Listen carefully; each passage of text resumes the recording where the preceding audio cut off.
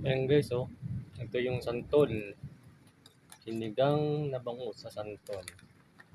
Ayan, kumukulo na. 1 minute pa para magkatas yung santol. Ayan, nilalagay ko na po ang talbos ng kamote. Talbos ng kamote para sustansya.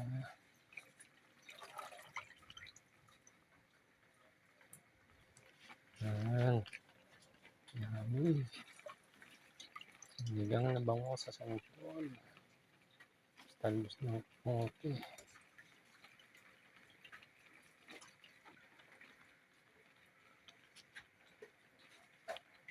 Ayan. Tapos kunting lubog-lubog para mamaya ulit.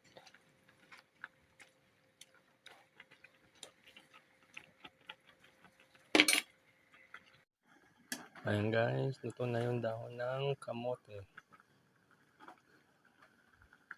Yung talong, santol. Ayan, santol. Yung santol. Ayan po guys, ang aking another menu. Sinigang na bangus sa santol.